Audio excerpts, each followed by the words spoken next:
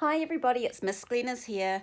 This story is called After Dark, Creatures of the New Zealand Forest by Julia Crouth.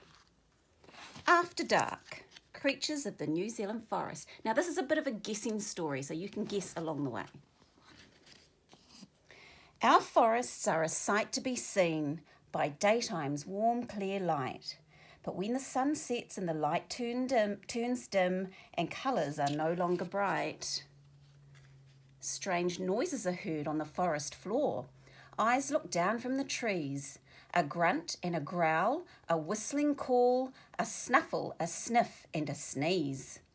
These noises are made by a night-hunting bird that's searching for insects to eat. It has shaggy brown feathers, tiny black eyes, and rather large legs and feet. At night it relies on touch and smell, with whiskers to feel around.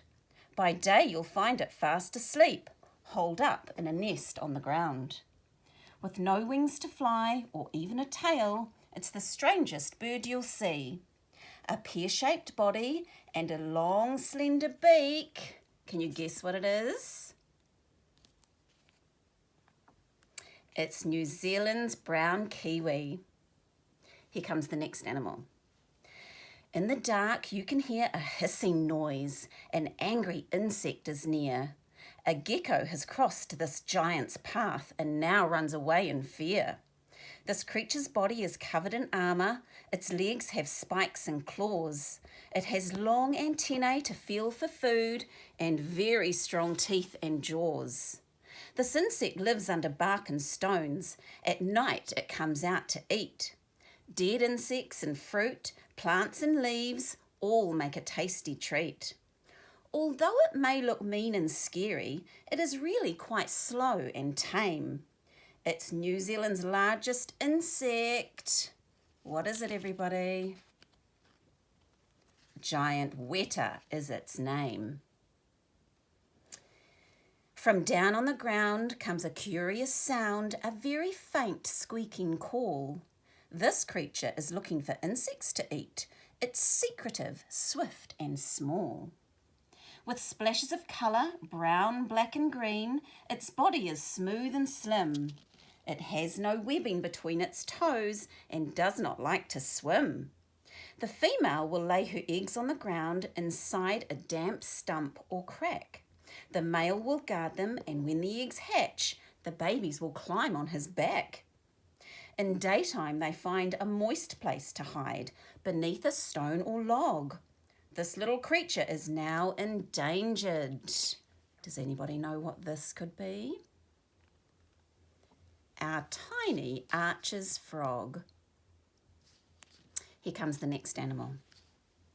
Gliding silently through the cool, damp air is a creature of the night, with leathery wings and soft velvet fur that's brown, speckled and white. In hollow trees or in small burrows, it sleeps the day away, then flies at night using its sonar to help it find its way. It rolls up its wings when climbing or crawling on the ground. It rummages through the leaf litter where food is often found. It often sips nectar from flowers or feasts on insects and fruit. It's a native mammal with large pointed ears. What is it? The short-tailed bat. How cute. The old forest dragon wakes up from his sleep, and out of his burrow he crawls. He's ready to feast on insects and worms. With a loud croak he calls. This lizard may seek shelter with birds, but will eat chicks and eggs. It has rough-scaled skin and sharp-pointed teeth, a powerful jaw and legs. Behind its two eyes is a scaly bump, a third eye that cannot see. When attacked, it can drop off part of its tail, which gives it a chance to flee. When angry, it stiffens the spines on its back. Its skin is speckled like sand. It can live to 100 years or more. I think we all know what this is. The tuatara of New Zealand. Something is stirring in the damp undergrowth. At night, it no longer hides. It uncoils its body and stretches right out. On one giant foot it glides. Its large gleaming shell is spiraled and striped with ochre, brown or red. It has rough bumpy skin that's kept very moist and tentacles on its head. Its tongue is covered in thousands of teeth like tiny pointed nails. It uses its tongue to devour its food, insects, worms and snails. This carnivorous hunter of the forest floor slides on a sparkling trail. This New Zealand giant is now hard to find. The magnificent Cody snail. Silently soaring through cool night air, spotting movement at a glance, this creature swoops down on a lurking rat, which doesn't stand a chance. Small birds and lizards, insects and rodents are what this creature eats. Yet when the sun begins to rise, to a treetop it retreats. It has sensitive eyes that are large and round, with pupils that expand at night. It builds its nest in a hole in a tree, and its chicks hatch out all white.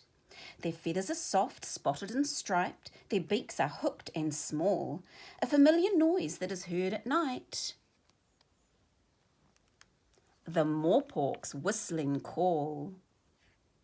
From a crack in the bark of an old kowhai tree crawls a creature with large round eyes. Its skin is patterned like moss, bark and leaves. It's wearing the perfect disguise. If trapped and in danger with no escape, it's able to shed its tail. It cannot blink as its eyes are covered by one transparent scale. With a lick from its tongue, it cleans its eyes. Its mouth is orange and bright. It feasts on insects, nectar and fruit, and changes colour from dark to light. It can make many noises, a croak or a squeal, or a chirping, chattering echo. It gives birth to live young and doesn't lay eggs. What is it, everybody? It is the forest gecko. Let me see if this is the last one.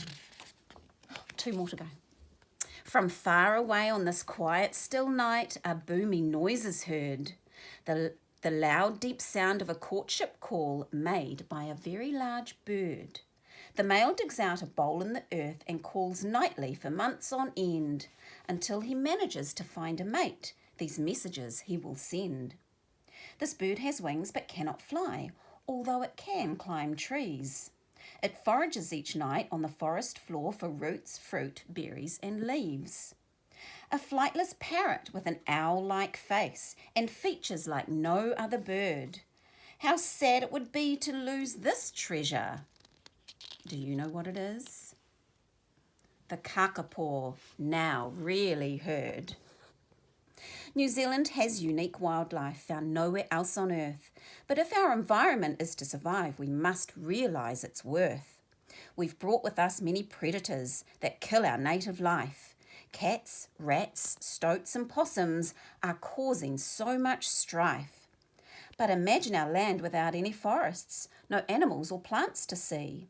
If we don't help protect them now, think how empty our world would be.